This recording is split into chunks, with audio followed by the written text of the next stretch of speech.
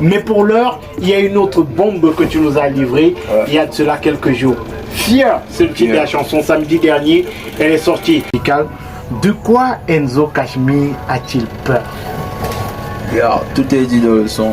Les peurs d'aimer, les peurs des mots, les peurs des gens, les peurs de dire la vérité, surtout avec ses vérités. Parce que, comme on dit, toute vérité n'est pas bonne à dire. Ouais. Tu vois. Et c'est la vie courante en fait.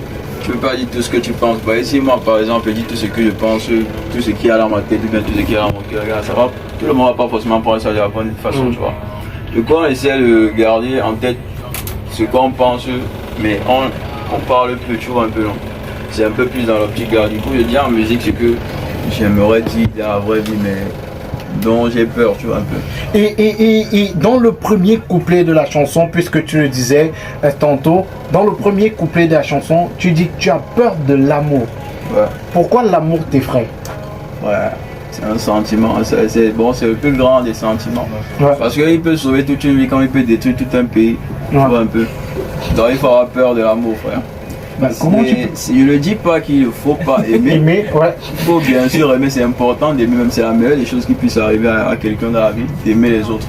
L'amour c'est quelque chose de formidable, mais entre les mains de la mauvaise personne, gars, ça peut détruire tout un pays. Ouais. Comment tu peux avoir peur de l'amour et tu as une petite amie?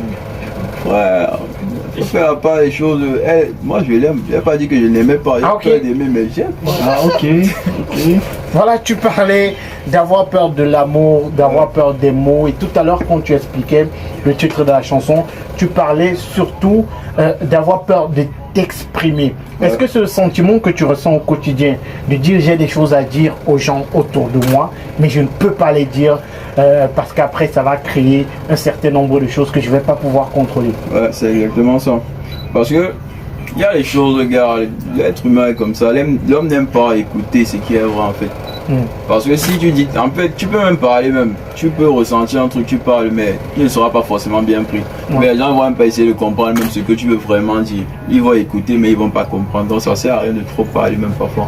Parfois, il faut juste avoir l'information, essayer de comprendre que, là, c'est l'homme, tout le monde fait les erreurs. Du coup, les gens comme ils sont, les gens comme tu peux gérer, chacun connaît sa personne, tu vois un peu. Mais Dans l'optique là. Mais après, fier, est-ce que ce n'est pas un appel à l'hypocrisie? Parce que tu dis que tu as peur de parler, tu as peur de dire les choses, tu as peur de déclarer tes sentiments aux personnes qui t'entourent, aux personnes que tu aimes. Mais est-ce qu'après, c'est pas une sorte d'hypocrisie?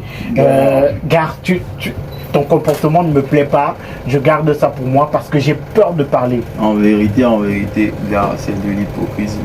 Parce que, et on se cache pour le dire, mais tout le monde est hypocrite. Ouais. Je te dis, tout le monde est hypocrite. C'est juste que l'hypocrisie, c'est quelque chose de vu par certaines d'une façon un peu trop radicale. Quelqu'un peut être hypocrite dans le meilleur des cas, juste pour préserver ses liens avec d'autres personnes. D'autres le sont, mais ils te portent rancune. C'est là où ça pose le problème. Parce que tu peux avoir des trucs à dire qui peuvent blesser quelqu'un, mais tu gardes ça pour toi parce que non, tu veux préserver tes liens comme ils sont. Tu vois un peu, non? C'est un peu plus dans l'optique là. Et aujourd'hui, Enzo, tu as décidé de te taire dans la vie réelle et tu parles désormais en musique. Ouais. À quel moment tu fais ce choix-là de parler en musique? En vérité, j'ai pas vraiment fait ce choix-là. Lui, il est déjà en mode Ancien Testament. En vérité, non, Nouveau Testament. En vérité, je vous le dis. ouais, en vérité. Non, en vrai, ça a commencé avec le beat tout le temps. Je sais pas si vous connaissez. Oui, le beer.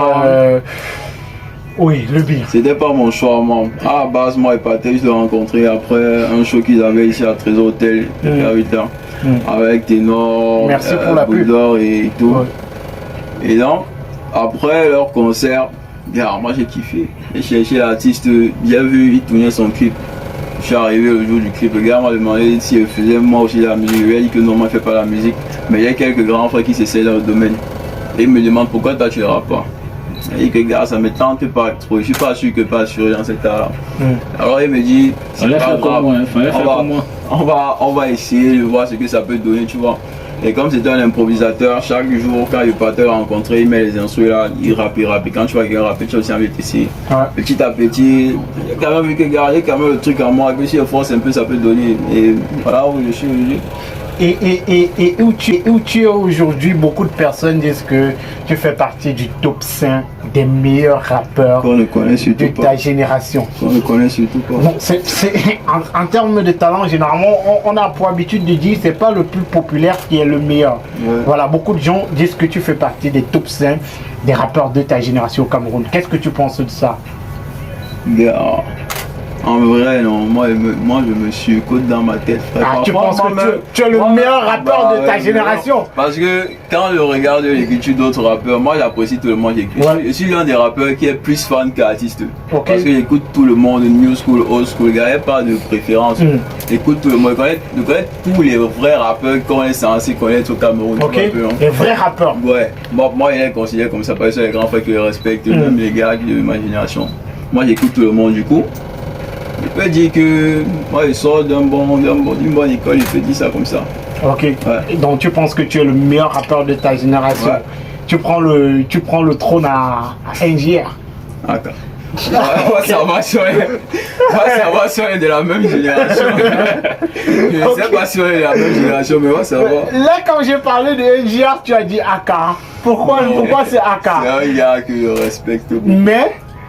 Mais, gars, vrai, quand moi je me visualise, gars, je regarde, gars, moi, mon niveau, non, dans ma tête. NJR n'a pas ton niveau. C'est non. L'adversaire que moi, c'est non. Donc, genre, NJR pour toi n'existe Non, je le pas. respecte beaucoup, j'apprécie. Moi, j'ai écouté tous ces projets. Moi, je suis sûr que je suis l'un des premiers à l'avoir écouté vraiment, Ouais. tu vois, un peu. Parce que à l'époque, il a fait le remix de Gucci Gang. Gars, le kiffait avec mon brother à la maison. Il a fait le verre, il kiffait grave.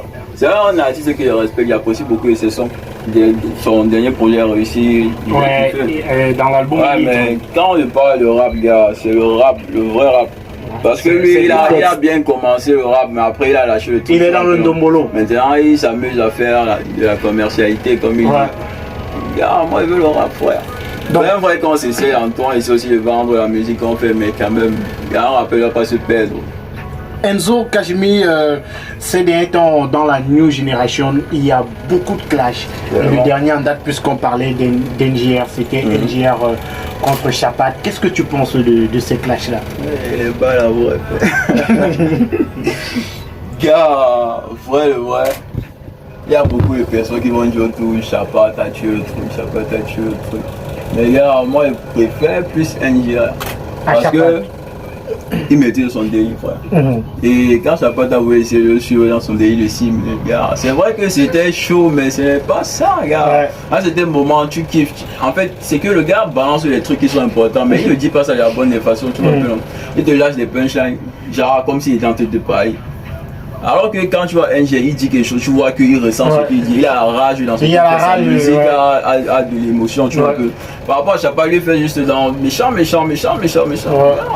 C'est bien l'énergie qu'il donne, mais Dans il y a un un peu chacha. dans NG, tu vois un peu. Dans ce chacha. Ouais.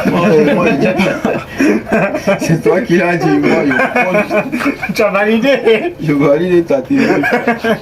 Alors, ce soir, on parle de fier. On va dire que Enzo, Ouais. il ne fier pas ce soir, puisqu'il parle ouvertement. Peut-être ça à la radio que désormais vous allez écouter Enzo parler. Peut-être c'est à la radio qui va faire ses déclarations, qui va parler aux gens à cœur ouvert. Vous m'écoutez, il parle très peu. Voilà.